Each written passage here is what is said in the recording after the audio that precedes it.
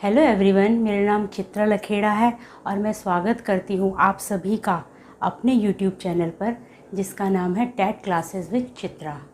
तो स्टूडेंट्स, आज से हम लोग सीटेट सेकंड पेपर के लिए सीटेट सेकंड पेपर की तैयारी करेंगे और उसमें भी हम सीटेट में हम लोग सीटेट सेकंड पेपर की तैयारी करेंगे जो 6 to 8 क्लासेस के बच्चों को पढ़ाने के लिए टीचर्स एलिजिबिलिटी टेस्ट होता है। तो इसमें भी हम लोग सीटेट एसएसटी वाला पोर्शन आज करेंगे। एसएसटी वाला पोर्शन आज हम लोग स्टार्ट करने जा रहे हैं। और एसएसटी में भी एसएसटी आपको पता ही है, अलग अलग सेक्शंस में डिवाइड है। जैसे आप कई बार क्वेश्चन भी आता है कि सोशल साइंस में सीटेट में क्वेश्चन आता है कि जो हमारी जो एसएसटी है उसमें कितने सब्जेक्ट्स हैं। तो इसमें हमारा है पॉलिटी, दूसरा है हमारा ज्योग्राफी, तीसरा है हमारा हिस्ट्री और चौथा है हमारा इकोनॉमिक्स। मगर जो हमारा इकोनॉमिक्स है, याद रखिएगा, हम लोगों के ये 3 सब्जेक्ट्स हैं जो हमारे सोशल साइंस में हैं। 6 to 8 क्लास में सोशल साइंस में ये 3 सब्जेक्ट्स हैं, पॉलिटी, जियोग्राफी और हिस्ट्री। जो इको है वो इकोनॉमिक्स इन सब के अंदर ऐड हो रखा है। तो क्वेश्चन अगर आएगा कि सोशल साइंस में हम लोगों के कितने सब्जेक्ट्स हैं, तो आप लोग पॉलिटी यानी राजनीति, पॉलिटी, ज्योग्राफी और हिस्ट्री, इस पे क्लिक करेंगे। ये 3 है। जो इको, अगर इको आएगा तो इको पे आप नहीं करेंगे क्योंकि इको इसमें मर्ज्ड है, इसके अंदर ऐड हो रखा है। ठीक है, चलिए। और इसमें से भी आज हम ज्योग्राफी वाला पोर्शन स्टार्ट कर रहे हैं, ज्योग्राफी का फर्स्ट चैप्टर। ये याद रखिएगा स्टूडेंट्स कि जितने भी सीटेट के अब तक एग्ज़ाम हुए हैं उन सब में हमेशा एनसीईआरटी बेस्ड क्वेश्चन ही आते हैं। और मैं जो भी करवाऊंगी आपको सारा एनसीईआरटी बेस्ड ही वो होगा। यहाँ तक कि हम लोग बीच बीच में जब चैप्टर करेंगे तो एनसीईआरटी जो क्वेश्चंस इस चैप्टर में से आए हैं वो भी हम लोग लेते हुए चलेंगे। और जब ये इस चैप्टर ख़त्म भी हो जाएगा उसके बाद भी मैं इस चैप्टर में से जितने भी क्वेश्चंस आए हैं वो आपको करवाऊंगे, हम लोग डिस्कस करेंगे वो लोग। तो चलिए, हमारा फर्स्ट चैप्टर है ज्योग्राफी का, लेसन 1, सौर मंडल में पृथ्वी। तो हम देखिए स्टूडेंट्स, आप सब ने आसमान हम सभी देखते हैं। तो आसमान में कई बार हमें बहुत सारी चीज़ें दिखाई देती हैं। सुबह जब उठते हैं तो आसमान में हमें सूर्य नज़र आता है, धीरे धीरे सूर्य अस्त होता है तो चंद्रमा आ जाता है, बहुत सारे तारे आ जाते हैं। तो आसमान में जितने भी ऑब्जेक्ट्स जो भी चमकते हैं वो सब क्या कहलाते हैं? खगोलीय पिंड। यानी आसमान में चमकने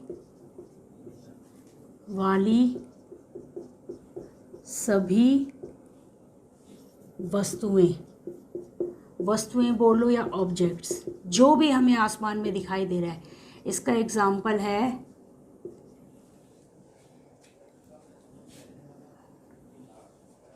एग्जाम्पल है हमारा, सबसे पहले हम लोग सूर्य,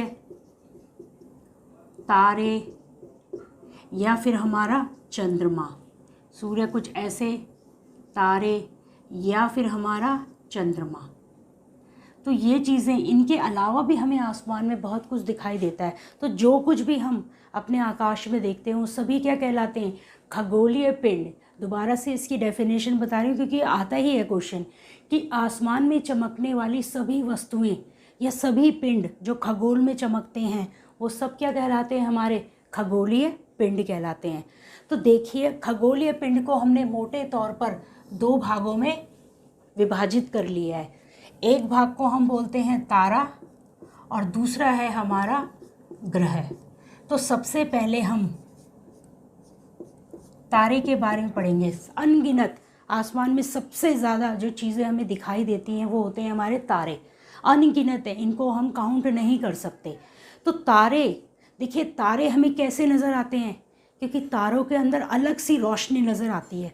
जब हम लोग रात को देखते हैं तो बिल्कुल काली अंधेरी रात में हमें तारे नज़र आ जाते हैं क्योंकि उनके अंदर चमक होती है। तो ऐसे खगोलीय पिंड, ऐसे पिंड जिनमें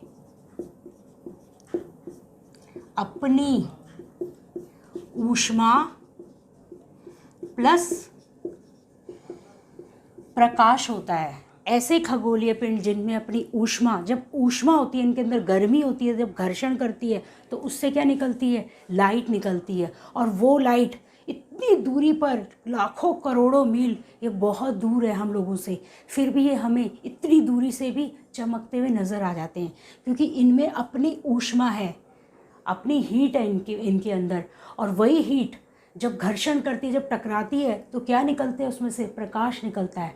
तो याद रखिएगा, तारों के अंदर अपनी ऊष्मा और अपना प्रकाश होता है। और इसका एक बहुत ही अच्छा एग्जाम्पल है हमारा सन या फिर सूर्य। अब आप कहेंगे सूर्य तो हो ही नहीं सकता, लेकिन सूर्य भी क्या है, हमारा एक तारा है। क्योंकि सूर्य जब आता है, आप लोगों ने देखा है, जब सूर्य सुबह आता है तो क्या हो जाता है, उजाला हो जाता है सब जगह। सूरज के अंदर इतना प्रकाश है। और जैसे जैसे सूरज बढ़ता है, जैसे जैसे दोपहर का समय आता है, गर्मी बढ़ना शुरू हो जाती है। तो क्या है, सूरज के अंदर अपनी ऊष्मा भी है, ऊष्मा भी फेंकता है वो, समझ गए। तो इसका मतलब ये है कि सूर्य किस कैटेगरी में आता है, हमारा तारा है सूर्य। याद रखिएगा, सूरज एक तारा है। और सूरज को बोला भी क्या जाता है कि बहुत गर्म गैसों का एक गोला है। गर्म गैसों का क्या है, सूरज एक गोला है जिसमें से आग निकलती रहती है।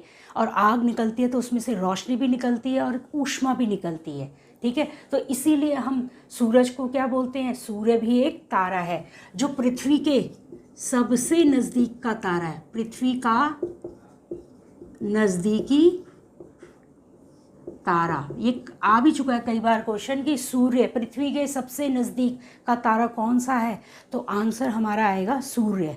सूर्य हमारा सबसे नज़दीकी का तारा है।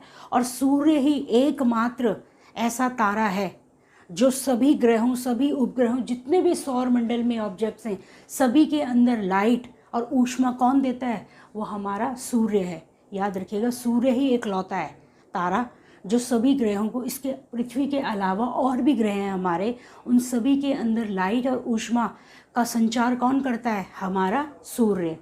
तो अब हमने देखा तारे, तो हमने देख लिया कि प्रकाश और ऊष्मा। तो कुछ कई बार क्या होता है कि आकाश में जब हम देखते हैं तो तारे अलग अलग आकृति में हमें नज़र आते हैं, अलग अलग आकृति में, तो जिन्हें क्या बोला जाता है, हमारा नक्षत्र मंडल, जिसे इंग्लिश में कहते हैं कॉन्स्टलेशन, नक्षत्र मंडल। ये क्या होते हैं, ये तारों के समूहों द्वारा बनाई गई आकृति होती है, आकृति या फिर पैटर्न। तारे, जब कई सारे तारे ग्रुप में आकर मिल जाते हैं तो एक अलग सा पैटर्न बन जाता है, अलग सा ग्रुप। हम देखते हैं छत में भी कई बार हमें कुछ तारे ग्रुप में ऐसे लगता है कि जैसे कुछ बातचीत कर रहे हैं, तो क्या होता है, एक मंडल तैयार हो जाता है, नक्षत्र मंडल, तारा। और तारों के जो मंडल है, तारों के जो ग्रुप्स बने होते हैं, उन्हें बोला जाता है नक्षत्र मंडल। और एक एक अलग अलग का पैटर्न बना देते हैं, अलग अलग तरीके के। कुछ इस तरह का एक हमें दिखाई देता है तारा, कुछ इस तरह का, 1 2 3 4 5 6 7। तो ये जो तारा है इसे बोला जाता है, इसका एग्जाम्पल क्या है हमारा, उर्सा मेजर, या जिसे क्या बोला जाता है, अर्सा मेजर भी कई बार कहा जाता है। और एक और नाम है इसका, बिग बियर। क्वेश्चन आता है कि बिग बियर क्या है, बिग बियर एक नक्षत्र मंडल है और उसी का एक भाग है, बहुत बड़ा नक्षत्र मंडल है बिग बियर, और उसका एक छोटा सा भाग है हमारा सप्तऋषि मंडल। सप्तऋषि, ये देखिए 7 तारों का समूह है ये, 1 2 3 4 5 6 और 7। तो कुछ इस तरह का वो बनता है, तो इसे बोला जाता है हमारा सप्तऋषि मंडल। ये कितने का है, 7 तारों का समूह है ये,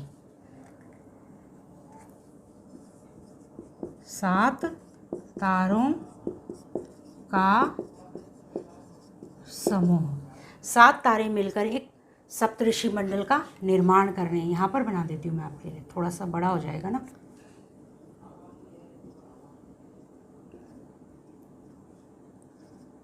कुछ इस तरह से। और सप्तऋषि मंडल, याद रखिएगा क्वेश्चन आता है कि सप्तऋषि मंडल किस मंडल का एक भाग है, तो याद रखिएगा बिग बियर यानी उर्सा मेजर का एक छोटा सा भाग है। और सप्तऋषि मंडल को स्मॉल बियर भी बोला जाता है, स्मॉल बियर, जबकि उर्सा मेजर क्या है, बिग बियर है। यानी बिग बियर के अंदर एक छोटा सा नक्षत्र मंडल जिसे हम सप्तऋषि मंडल बोलते हैं। ठीक है, तो इसमें ये 7 तारों का कुछ इस तरह से होता है ये। और अगर हम सप्तऋषि मंडल को देखें तो बहुत इजीली हमें दिखाई देता है। और सप्तऋषि मंडल एक तो हमें बहुत इजीली दिखाई देता है, और दूसरा एक इसकी खासियत है कि अगर हम यहाँ से देखें इसे दूरबीन से, तो सीधे अगर हम देखें तो यहाँ पर हमें सबसे ज़्यादा चमकता हुआ सितारा नज़र आ जाएगा। अगर हम लास्ट के ये जो हैं इनसे देखें, 2 सितारों से नीचे से तो 2 सितारे, इनसे सीधी रेखा में देखें तो सबसे ज़्यादा चमकता हुआ सितारा हमें नज़र आ जाता है, जो एक ही स्थिति में रहता है, एक ही स्थिति में, और इसे बोला जाता है ध्रुव तारा। और वो कौन सी दिशा होती है जो एक ही दिशा में स्थित रहता है, तो वो है उत्तरी। इसलिए इसे उत्तरी तारा भी बोला जाता है, या नॉर्थ स्टार भी बोला जाता है, या फिर इसे पोल स्टार भी बोला जाता है। ये क्वेश्चन आ चुका है कि ऐसा कौन सा तारा है जो एक ही दिशा को रेखांकित करता है, तो याद रखिएगा वो है हमारा ध्रुव तारा, जो कौन सी दिशा बताता है, उत्तरी दिशा। और हम किसके द्वारा उसे देख सकते हैं, सप्तऋषि मंडल के द्वारा उसे देखा जा सकता है बहुत इजीली, सबसे ज़्यादा चमकता है ये। यहाँ तक क्लियर हो गया। अब हम चलते हैं आगे। अब मैंने कहा था एक तो होते हैं हमारे तारे और दूसरे होते हैं हमारे ग्रह। ग्रह को इंग्लिश में क्या कहते हैं, प्लैनेट। तो प्लैनेट शब्द क्या है हमारा, इंग्लिश का शब्द है। लेकिन ये जो प्लैनेट शब्द है ये किससे बना हुआ है, हमारा प्लैनेट शब्द बना हुआ है हमारा प्लैनेटाई, जो क्या है एक ग्रीक शब्द है। ये ग्रीक भाषा का एक शब्द है प्लैनेटाई, जिससे क्या बना है, प्लैनेट। और प्लैनेट का हिंदी वर्जन क्या है हमारा, ग्रह। 1 2। अब ग्रह क्या होते हैं, ग्रह वो पिंड होते हैं जिनमें ना अपनी ऊष्मा होती है और ना ही अपना प्रकाश होता है। समझ आ गया। तो वे खगोलीय पिंड ना अपनी ऊष्मा, मैं ज़्यादा बड़ा नहीं लिखवाऊंगी आप लोगों को जो बुक में है, मैं मेन चीज़ें आपको लिखवा रही हूँ, और यही अगर आप पढ़ेंगे तो आपके लिए बहुत बेनिफिशियल होगा। ये बहुत है, ये चैप्टर में सारा चैप्टर है, इस सारे चैप्टर का निचोड़ करा रही हूँ मैं आपको। तो ना अपनी इनमें ऊष्मा होती है, ऊष्मा प्लस ना प्रकाश, ये तारों के प्रकाश से प्रकाशित होते हैं। इसका एग्जाम्पल है हमारा पृथ्वी। अभी मैंने बताया भी था कि पृथ्वी पर जो सुबह होती है या रात होती है वो किसके कारण होती है, सूर्य के कारण। मैंने बताया था कि सूर्य क्या है, पृथ्वी का सबसे नज़दीकी तारा है। तो जब सूर्य आता है तो पृथ्वी में सुबह हो जाती है, जब सूर्य जाता है तो पृथ्वी में रात हो जाती है। सूर्य के आने से पृथ्वी के अंदर गर्मी आती है, और सूर्य के जाने से पृथ्वी पुनः क्या हो जाती है, ठंडी हो जाती है। तो यानी कि पृथ्वी क्या है, एक ग्रह है, और ग्रहों के पास ना ही अपनी ऊष्मा होती है और ना ही अपना प्रकाश होता है, जिसको हम रोज़ देखते हैं। हम रोज़ अगर देखें, रोज़ सुबह उठते हैं तो सुबह गर्मी हो जाती है, धीरे धीरे जैसे ही सांझ होती है, जैसे ही सूरज चला जाता है, रात शुरू होती है तो ठंड शुरू हो जाती है। क्योंकि हम किस पे रहते हैं, हम एक ग्रह पर रहते हैं, हम तारों में नहीं रहते। हम कहाँ रहते हैं, एक ग्रह पर। और पृथ्वी क्या है, ग्रह है। ना ही पृथ्वी के पास अपनी ऊष्मा है और ना ही प्रकाश है। तो इसकी डेफिनेशन ये बनेगी कि ग्रह वे खगोलीय पिंड हैं जिनमें ना अपनी ऊष्मा होती है और ना ही अपना प्रकाश होता है। ठीक है, मैंने आपको ये बताया था प्लैनेटाई। एक बार और बताती हूँ, प्लैनेटाई का अर्थ क्या होता है। प्लैनेटाई का अर्थ होता है, ये छूट गया था, प्लैनेटाई का अर्थ होता है परिभ्रमक।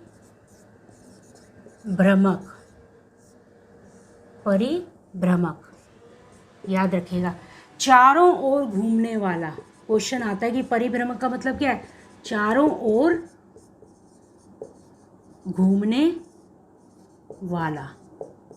किसी एक चीज़ के चारों तरफ कोई चीज़ घूम रही है ऐसे, तो वो क्या कहलाता है? परिभ्रमक।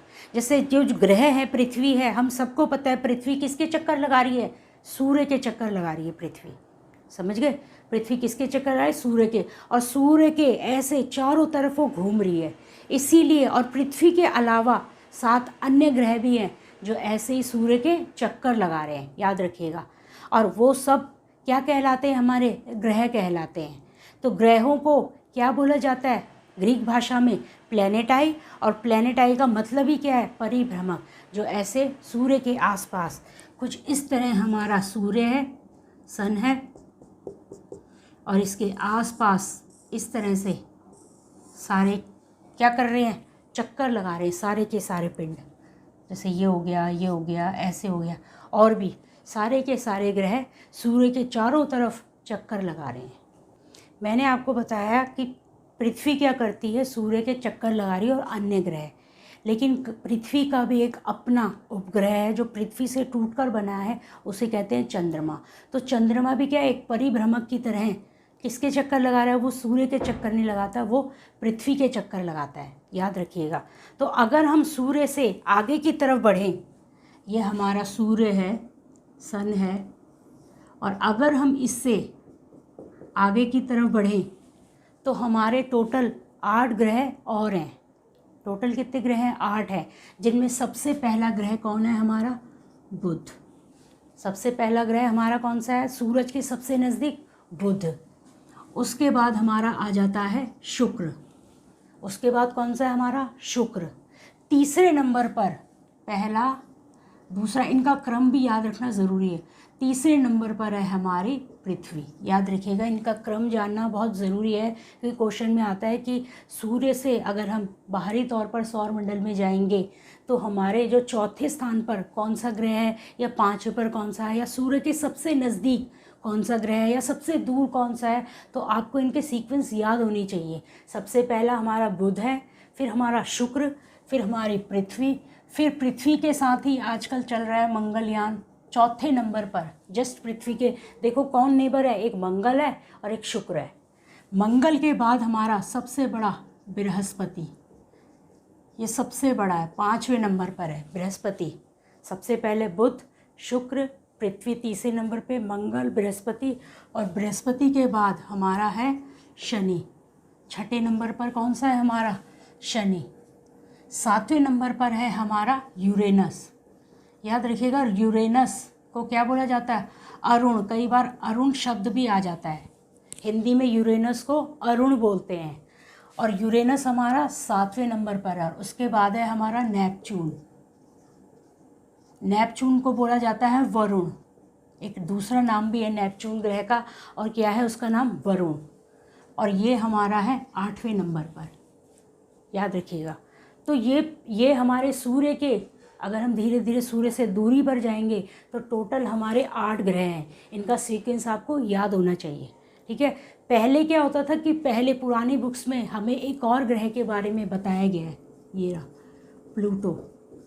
ये 9वां ग्रह था, मगर अगस्त 2006 में इसे ग्रहों के प्लैनेट कैटेगरी से निकालकर ड्वार्फ प्लैनेट में डाल दिया गया है। तो अब यह क्या कहलाता है? ड्वार्फ, यानी बौना ग्रह। याद रखिएगा, प्लूटो क्या है? बौना ग्रह है। अब इसे ग्रह नहीं बोला जाता है, ये बहुत छोटा है साइज़ में, और इसके अंदर वो चीज़ें नहीं पाई गई जो इन ग्रहों में पाई जाती हैं। इसीलिए इसे अगस्त 2006 में ड्वार्फ प्लैनेट की कैटेगरी में डाल दिया गया। इसके अलावा भी एक और है हमारा UB 313, और एक और है प्लैनेट 2003। ये भी हमारे क्या हैं? ये ड्वार्फ प्लैनेट है। जैसे एक ये हो गया हमारा प्लूटो, 2 और ये 3। तो ये तीनों क्या है? ड्वार्फ प्लैनेट है, याद रखिएगा। अगर हम इनके ये सन के आगे जब हम जाते हैं धीरे धीरे इनके सीक्वेंस में, तो सबसे पहला जो बुध है, उसमें आपको याद रखना है कि बुध एक ऐसा ग्रह है जो सबसे जल्दी सूर्य का एक चक्कर लगाता है। पहला है हमारा बुध, परिक्रमण। सूरज के चारों तरफ जब ये घूमता है तो कितने दिन में पूरा एक चक्कर लगाता है? 88 दिन में। और एक उसकी खासियत है सबसे नज़दीक। सबसे नज़दीक कौन सा है सूर्य के? बुध। और बुध और परिक्रमण कितना करता है? सूर्य का चक्कर कितनी जल्दी लगाता है? 88 दिन में। सबसे जल्दी बुध क्या करता है? सूर्य के चक्कर लगा देता है। दूसरे नंबर पर आ जाएगा हमारा शुक्र। शुक्र के अंदर, शुक्र वेरी वेरी इंपॉर्टेंट, कर लो इसे, वेरी इंपॉर्टेंट। 255 दिन में। परिक्रमण कितने दिन में करता है? 255 दिन। एक पॉइंट। दूसरा, शुक्र को चमकीला ग्रह भी बोला जाता है, याद रखिएगा। शुक्र को क्या बोला जाता है? चमकीला ग्रह।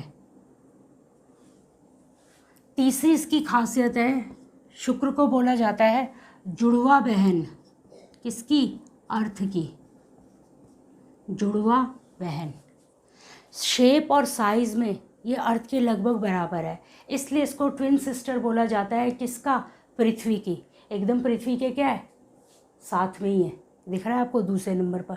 और पृथ्वी और शुक्र लगभग दोनों बिल्कुल आकार और शेप में लगभग बराबर हैं, तो याद रखिएगा ट्विन सिस्टर भी इसको, शुक्र को बोला जाता है।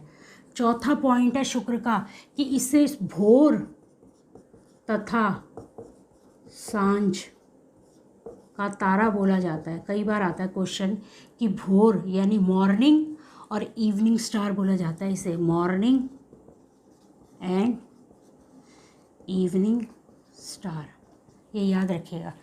शुक्र बहुत इंपॉर्टेंट है। परिक्रमण, सूर्य के चारों तरफ चक्कर लगाने में कितना समय लगता है? 255 दिन। चमकीला ग्रह बोला जाता है क्योंकि, और एक और खासियत है इसकी, सबसे गर्म ग्रह। सबसे गर्म। जितने भी प्लैनेट्स हैं, जितने भी ग्रह हैं, सबसे ज़्यादा गर्म ग्रह कौन सा है? शुक्र। क्योंकि शुक्र के अंदर ही कुछ ऐसी गैसेस हैं जो उसको गर्म बनाए रखती है। ऐसे लगता है दूर से ज्वाला निकल रही है, इसीलिए बहुत ज़्यादा चमकता है। इसीलिए क्या होता है? ज़्यादा चमकता है, इसलिए इसको चमकीला तारा चमकीला ग्रह बोला जाता है इसे, या चमकीला तारा भी बोल देते हैं। कई बार तारे चमकते हैं ना, तो उन्हें लगता है कि ये भी क्या एक तारा है, लेकिन क्या ये एक ग्रह है। जुड़वा बहन बोला जाता है, भोर और सांझ का तारा। इसका मतलब ये है कि जब सूर्य निकलता है तो बिल्कुल हल्की रोशनी होती है उसकी, उस वक्त हमें पूरा शुक्र नज़र आ जाता है, क्योंकि इसके अंदर इतना तेज होता है कि हल्की रोशनी में नज़र आ जाता है हमें आराम से। और जब शाम को सूर्यास्त होता है, सूर्यास्त पूरी तरह होने तो हल्की रोशनी होती है तब भी हमें नज़र आता है। इसीलिए इसे मॉर्निंग यानी सुबह और इवनिंग यानी सांझ का तारा बोला जाता है। तारे की तरह चमकता हुआ प्रतीत होता है, लेकिन ये क्या है? एक ग्रह है। तो इसके बारे में बहुत बार आता है क्वेश्चन, और ये याद रहे, ये वाला क्वेश्चन नहीं आया अभी तक कि शुक्र ग्रह जो है वो सूर्य के कितनी देर में चक्कर लगाते हैं, तो 255 दिन। अब हमारे तीसरे नंबर पर आ गई है पृथ्वी। पृथ्वी, आपको पता ही है पृथ्वी परिक्रमण क्या है? पृथ्वी का परिक्रमण काल 365 दिन प्लस 6 घंटे, याद रखिएगा। प्रॉपर टाइम क्या है? 365 दिन और 6 घंटे। और बार बार जब हर साल लगातार 3 साल जब 6 घंटे हो जाते हैं, तो चौथे साल में जोड़कर इसको लीप ईयर बना दिया जाता है। तो जो एग्जैक्ट टाइम है पृथ्वी का परिक्रमण काल कितना है? सूर्य के चारों तरफ पृथ्वी एक चक्कर या वन स्पिन कितने में लेती है? तो 365 दिन और 6 घंटे का अंतराल है। पृथ्वी के पास अपना एक उपग्रह भी है। उपग्रह, उपग्रह मतलब होता है चंद्रमा। एक उपग्रह मतलब पृथ्वी से ही टूटकर बना हुआ उसका एक हिस्सा, जो पृथ्वी के चारों तरफ चक्कर लगा रहा है। अभी मैंने आपको बताया भी था कि चंद्रमा भी क्या करता है? अपनी पृथ्वी के चारों तरफ चक्कर लगाता है। और पृथ्वी का कितना चंद्रमा है हम सबको पता है, एक, याद रखिएगा। और वो क्या है? हमारा नेचुरल सैटेलाइट, यानी प्रकृति द्वारा निर्मित है, अपने आप बना है। कुछ सैटेलाइट ऐसे हैं जो हम लोगों ने भी बनाए हैं, मानव निर्मित है, लेकिन ये क्या है? हमारा नेचुरल सैटेलाइट है पृथ्वी का। अब ये आ गया हमारा बुध, शुक्र, पृथ्वी, और फिर हमारा आ जाएगा चौथा मंगल। 687 दिन में परिक्रमण काल है मंगल का। परिक्रमण ये याद रखिए आता है, 687 दिन लगते हैं इसको सूरज का एक चक्कर लगाने में। देखो 687 डेज। और इसके पास भी अपने चंद्रमा है। चंद्रमा की संख्या कितनी है इसकी? 2। हमारी पृथ्वी के पास कितने चंद्रमा थे? 1। और मंगल के पास कितने हैं? 2। तो ये जो 4 ग्रह हैं, 1, 2, 3 और 4, ये 4 ग्रह बिल्कुल सूरज के नज़दीक है। तो इन चारों ग्रहों को बोला जाता है लिख देती हूँ मैं, ये आता भी है क्वेश्चन की। ये जो पहले 4 ग्रह हैं यानी हमारा बुध, शुक्र, पृथ्वी और मंगल, ये क्या कहलाते हैं? हमारे आंतरिक ग्रह। याद रखिएगा क्या कहलाते हैं? हमारे आंतरिक ग्रह। और ये चारों ग्रह ठोस ग्रह भी हैं। ये चारों ग्रहों को क्या बुलाता है? ठोस ग्रह भी बोला जाता है। ठोस ग्रह मतलब इन चारों में कहीं ना कहीं सतह है जिस पर हम खड़े हो सकते हैं। पृथ्वी पर तो हम रहते ही हैं। अब मंगल के लोग कह रहे हैं कि मंगल में हम जीवन खोज रहे हैं, तो मंगल में भी ठोस जैसे धरती है। तो ये चारों ग्रह क्या है हमारे? एक पहले 4 याद रखिएगा, 1, 2, 3 और 4। पहले 4 ग्रह हमारे आंतरिक ग्रह हैं, अंदर की तरफ अंदर, और ठोस ग्रह हैं, ठोस जिसमें हम आराम से पैर रख सकते हैं। और बाकी के 4 ग्रह हमारे क्या कहलाते हैं? बृहस्पति, शनि, यूरेनस और नेपच्यून। बाकी के 4 क्या है हमारे? बृहस्पति, शनि, यूरेनस और नेपच्यून। ये कहलाते हैं हमारे बाह्य ग्रह। बाह्य ग्रह यानी बाहरी, ठीक है। और इनको क्या बोलते हैं? गैसीय, या ये किससे निर्मित है? गैस या फिर प्लस द्रव्य या लिक्विड और गैस से निर्मित हैं। लेकिन इनमें हम लोग आराम से खड़े नहीं हो सकते क्योंकि ये गैसीय हैं या लिक्विड पोर्शन है, ठोस नहीं है इनमें कुछ भी सॉलिड। तो इनमें हम नहीं सोच सकते हम रह सकते हैं। और ये क्या है? आउटर प्लैनेट है, बिल्कुल बाहरी। कौन कौन से? ये 4 थे, 5वां, 6ठा, 7वां और 8वां। याद रखिएगा पहले 4 हमारे आंतरिक हैं और बाकी के 4 बृहस्पति, शनि, यूरेनस और नेपच्यून क्या है? हमारे बाहरी ग्रह हैं जो किससे बने? गैस और लिक्विड से बने हुए पिंड हैं ये। याद रखिएगा इनमें हम जीवन नहीं तलाश कर सकते, अभी तक तो पॉसिबल नहीं है, आगे मे भी हो सकता है। तो यहाँ तक हमने कर लिया है। नेक्स्ट अब हम आगे करेंगे बृहस्पति। ये क्वेश्चन आया हुआ है पिछली बार कि बृहस्पति का परिक्रमण काल क्या है? परिक्रमण 11 साल 11 महीने और 12 दिन। याद रखिएगा बृहस्पति का परिक्रमण काल क्या है? 11 साल 11 महीने और 12 दिन। और बृहस्पति के पास टोटल चंद्रमा है 16। टोटल कितने हैं? 16 चंद्रमा है। हमारे पृथ्वी पर एक चंद्रमा है, उसी से इतनी रोशनी रहती है। तो बृहस्पति पे तो क्या है? 16 चंद्रमा है। और बृहस्पति जिसे जुपिटर बोला जाता है वो सबसे बड़ा प्लैनेट है। याद रखिएगा इसके आगे लिख लो सबसे बड़ा ग्रह, ये इसकी खासियत है। नेक्स्ट है हमारा शनि और फिर है हमारा यूरेनस और नेपच्यून। उनके बारे में इतना आपको जानने, उनमें से नहीं आता जो आज मैं मेन चीज़ें कर रही हूँ जो आपकी सीटेट में आती हैं। अब हम करेंगे सौर मंडल।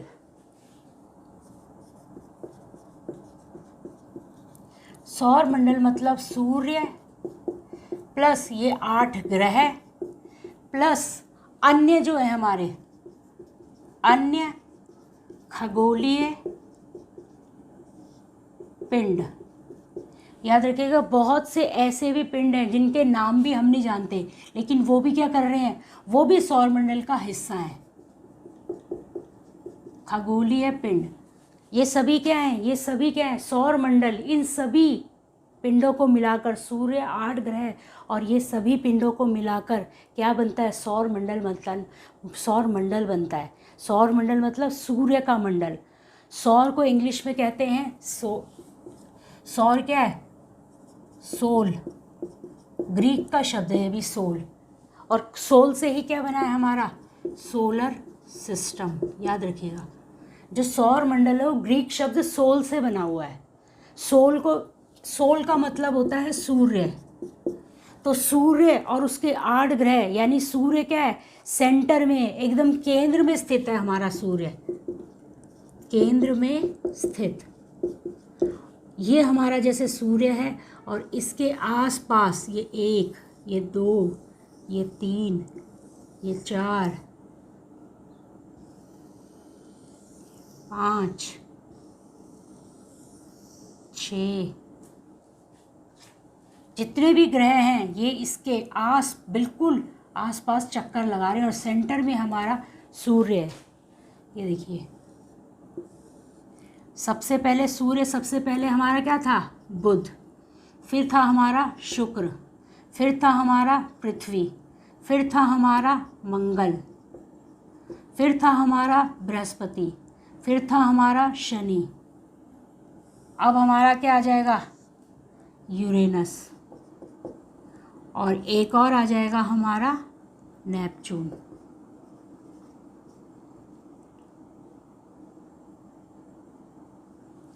तो क्या है? सूर्य एकदम केंद्र में स्थित है, केंद्र में, और ये जितने भी ग्रह हैं ये क्या कर रहे हैं? सूर्य के चक्कर लगा रहे हैं, ऐसे घूम घूम कर। ये दिख रहा है आपको? ये जो क्या है, ये सब लोग ये क्या बना रहे हैं? एक बड़ा सा वृत्त बना रहे हैं, दीर्घ वृत्ताकार वृत्त बन रहे हैं। देखो, जब हम गोल गोल चलते हैं तो एक सर्कल बन जाता है, लेकिन ये एक ऐसा सर्कल है, एक बहुत बड़ा दीर्घ वृत्ताकार। ये देखिए, इस वाले सर्कल को बोला जाता है दीर्घ वृत्ताकार। क्या है ये? रास्ता है। कई बार क्वेश्चन आता है कि सूर्य के चारों ओर जितने भी ग्रह हैं वो कौन से रास्ते पर चलते हैं? तो दीर्घ वृत्ताकार रास्ता है ये, और सब क्या कर रहे हैं? अपने अपने रास्ते पर है, कोई किसी के रास्ते में टांग नहीं अड़ा रहा। तो ये जो रास्ते हैं इनको बोला जाता है इनकी कक्षा। क्या बोला जाता है? ऑर्बिट प्लेन, इनकी कक्षा है, ये ऑर्बिट है इनकी। याद रखिएगा, सब अपने अपने दीर्घ वृत्ताकार दीर्घ वृत्त तो बना रहे हैं, लेकिन इन दीर्घ वृत्तों का एक नाम है, अपने अपने रास्ते पर चल रहे हैं। तो इस रास्ते को क्या बोला जाता है? कक्षा बोला जाता है। और इसी कक्षा में चलते चलते ये क्या करते हैं? धीरे धीरे धीरे चलते चलते चलते चलते वापस अपनी जगह पर लौट आते हैं। सूर्य के चक्कर लगा रहे हैं, और सूर्य भी तेज़ी से आगे बढ़ रहा है। ये नहीं कि सूर्य स्थिर है, याद रखिएगा, सूर्य भी आगे की तरफ बढ़ रहा है। सूर्य क्या कर रहा है? अपनी आकाशगंगा का चक्कर लगा रहा है, और ये जो हैं ये सारे ये सूर्य के आसपास चक्कर लगा रहे हैं, सूर्य के चक्कर लगा रहे हैं, और हमारा सूर्य अपने आकाशगंगा का चक्कर लगा रहा है। पूरा सौर मंडल सूर्य पर है। मैंने आपको बताया था सूर्य ही एकमात्र स्रोत है इन सभी का, ऊष्मा और प्रकाश का। क्वेश्चन आता है कि सभी ग्रह पृथ्वी के अलावा जो अन्य ग्रह हैं वहाँ पर ऊष्मा और प्रकाश कहाँ से मिलता है उन्हें? तो सूर्य एकमात्र स्रोत है, इसके अलावा और कोई नहीं है। और आपको पता है सूर्य क्या है? एक तारा है। याद रखिएगा, सूर्य हमें गोल नज़र आता है क्योंकि वो सबसे नज़दीकी तारा है पृथ्वी का। बाकी जितने भी तारे हैं बहुत ही दूर है। सूर्य और पृथ्वी के बीच की दूरी भी याद रखिएगा, सूर्य यानी सूर्य तारा तथा पृथ्वी के बीच की दूरी कितनी है? 15 करोड़ किलोमीटर। पृथ्वी और सूर्य के बीच की दूरी कितनी है? 15 करोड़ किलोमीटर। याद रखिएगा, ये आता है क्वेश्चन की पृथ्वी और सूर्य के बीच की दूरी कितनी है? तो 15 करोड़ किलोमीटर। अब पृथ्वी, अगर देखा जाए पृथ्वी को तो क्या है? सूर्य से दूरी में तो क्या है? ये तीसरे स्थान पर है। ये तीसरा स्थान है इसका। किससे? सूर्य से दूरी पर। और अगर आकार में देखें तो 5वां आकार में। अगर सभी ग्रहों का देखा जाए तो मैंने आपको बताया सबसे बड़ा ग्रह कौन सा है हमारा? जुपिटर, बृहस्पति। और हमारी पृथ्वी कौन से रैंक में है? 5वें नंबर पर है, सबसे बड़ी। याद रखिएगा, 5वां। एक और है, पृथ्वी को क्या बोला जाता है? नीला ग्रह। कई बार क्वेश्चन आता है कि पृथ्वी को नीला ग्रह क्यों बोला जाता है। तो पृथ्वी का 2/3 हिस्सा क्या है, हमारा 2/3 पार्ट किससे कवर है, वाटर से। लगभग 71% पृथ्वी का जो हिस्सा है वो पानी से भरा हुआ है। तो जब हम लोग अंतरिक्ष से देखते हैं ना पृथ्वी को, तो कैसी नज़र आती है, नीली। क्योंकि आपको पता है पानी का ना ही कोई आकार होता है और ना ही उसका कोई कलर होता है, ये याद रखेगा, और ना ही उसमें कोई टेस्ट होता है। पानी में अलग अलग ये खूबियाँ पाई जाती हैं। तो पानी को जिस आकार जिस रंग में डालेंगे उस रंग में चली जाएगी, जिस बर्तन में जिस आकार में डालने की कोशिश करेंगे वो वैसे ही डल जाएगा।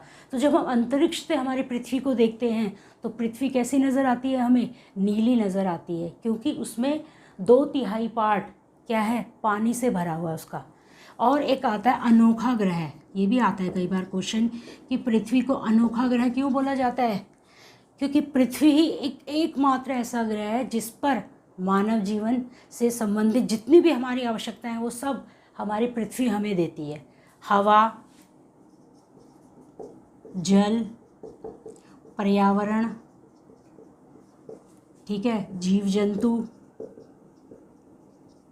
भोजन, ये सब कुछ जो भी हम लोगों को रहना, घर है, जो भी चीज़ें हमारी ज़रूरत की हैं वो सब हमको सिर्फ और सिर्फ हमारी पृथ्वी पर मिलती हैं। इसीलिए पृथ्वी को अनोखा ग्रह भी बोला जाता है। कई बार अद्भुत ग्रह आ जाता है, यूनिक प्लैनेट क्यों है, क्योंकि मानव जीवन सिर्फ पृथ्वी पर है।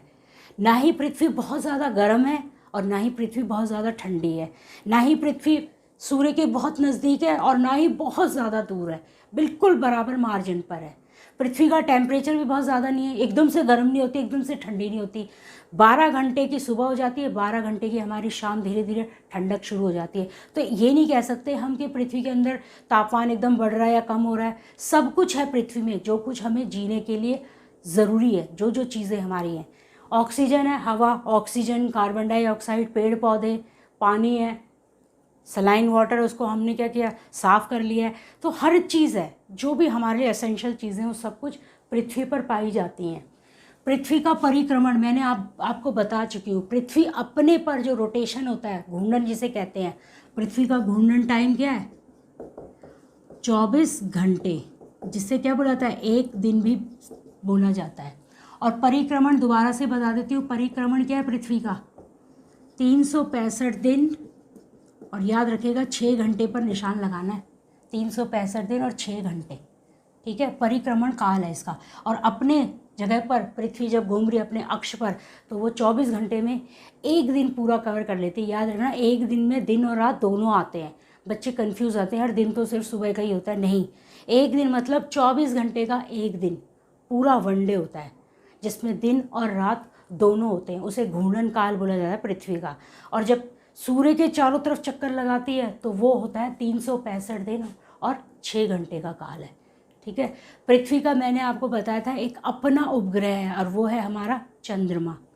क्या है पृथ्वी का उपग्रह, चंद्रमा, जो क्या कर रहा है, ये हमारी पृथ्वी है और ये ऐसे पृथ्वी के ये चक्कर लगा रहा है चंद्रमा। कुछ इस तरह से बना देते हैं, आपके लिए इजी रहेगा। ये चंद्रमा क्या कर रहा है, पृथ्वी के चक्कर लगा रहा है, याद रखिएगा। जिस तरह से पृथ्वी सूर्य के चक्कर लगा रही है, पृथ्वी का चक्कर लगाता है एक, तो वो क्या है, चंद्रमा का परिक्रमण काल। चंद्रमा का परिक्रमण काल कितना है हमारा, 27 दिन। क्वेश्चन आता है 27 दिन, कई बार इसके आगे 8 घंटे भी होता है, तो दोनों सही हैं। प्राइवेट जो कहते हैं ना कि पब्लिक स्कूलों में, उसमें 29 डेज़ लिखा हुआ है, लेकिन अभी एनसीईआरटी में 27 दिन ही है, तो आप लोग 27 दिन करके जाना। कई जगह पर एनसीईआरटी में मैंने देखा कि 27 दिन 8 घंटे भी है, तो दोनों सही हैं। या तो 27 दिन लिखा होगा या 27 दिन 8 घंटे लिखा होगा। 29 दिन पे मत करना, क्योंकि वो प्राइवेट स्कूल की बुक्स में है, एनसीईआरटी में नहीं है। तो चंद्रमा का परिक्रमण काल, चंद्रमा यानी पृथ्वी का एक चक्कर कब लेता है, 27 दिन में पूरा कर लेता है। और जब चंद्रमा ले रहा था तो पृथ्वी भी क्या करती है, लगभग 27 दिन का टाइम पूरा कर चुकी होती है। तो जैसे जैसे पृथ्वी आगे बढ़ रही है उसी रफ्तार से चंद्रमा भी आगे बढ़ रहा है। तो इसीलिए हमें चंद्रमा का सिर्फ एक ही हिस्सा दिखाई देता है, याद रखना, क्योंकि चंद्रमा और पृथ्वी का जो परिक्रमण काल है घूमने का वो लगभग समान है, और वो कितना है हमारा 27 दिन। ठीक है, एक और चीज़ आप याद करेंगे कि पृथ्वी चंद्रमा क्या है 25% है ऑफ अर्थ। अर्थ का 25% हिस्सा ही है हमारा चंद्रमा। समझ आ गया? यानी अगर हम चंद्रमा को देखें पूरा तो कितना है वो, पृथ्वी का सिर्फ 25% भाग चंद्रमा है। ठीक है, अब पृथ्वी और चंद्रमा के बीच की दूरी भी देख लेते हैं। पृथ्वी तथा चंद्रमा की दूरी कितनी है, 3,87,400 किलोमीटर। एक बार 3,84,400 किलोमीटर क्या है, चंद्रमा पृथ्वी से दूर है। अभी हमने सूर्य और पृथ्वी की थी तो कितनी थी, सूर्य और पृथ्वी के बीच की दूरी 15 करोड़ किलोमीटर, याद रखिएगा। और पृथ्वी और चंद्रमा के बीच की दूरी कितनी है, 3,84,400 किलोमीटर। अब हम इतना करें तो एक और चीज़ कर लेते कि चंद्रमा पर पहला व्यक्ति कौन गया था। तो सभी को पता है पहला व्यक्ति कौन था, नील आर्मस्ट्रॉन्ग।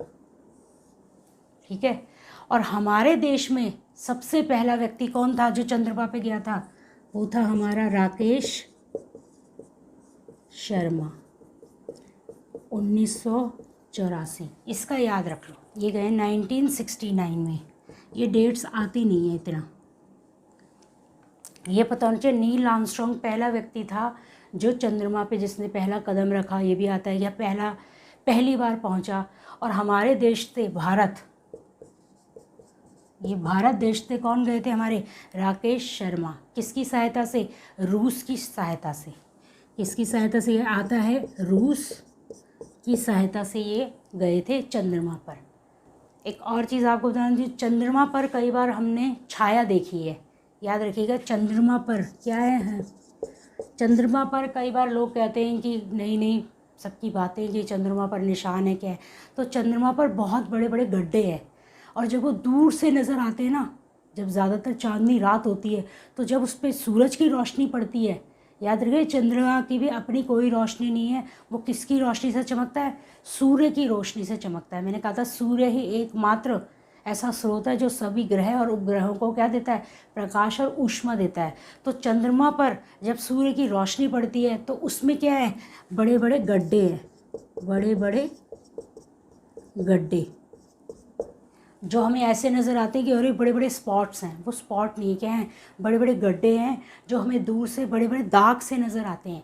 और वो कब नज़र आते हैं, ज़्यादातर पूर्णिमा वाली रात, बिल्कुल तेज़ रोशनी जब चंद्रमा पर पड़ रही होती है सूरज की पूरी, तो तब हमें वो सारे गड्ढे वो स्पॉट्स नज़र आते हैं। बड़े बड़े गड्ढे क्या हैं, ये बड़े बड़े गड्ढे हैं जो हमें कैसे नज़र आते हैं, ब्लैक स्पॉट, ब्लैक स्पॉट। तो चलिए आज के लिए इतना ही, मिलते हैं अपनी अगली क्लास में। एक चीज़ मैं और कहना चाहती हूँ कि ये चैप्टर जब ख़त्म हो जाएगा तो नेक्स्ट वाले सेशन में मैंने जितने भी क्वेश्चंस हैं सीटेट से रिलेटेड इससे वो भी करवाने हैं। तो इसके बाद आप लोग नेक्स्ट सेशन ज़रूर देखना है, इसका नेक्स्ट पार्ट याद रखिएगा।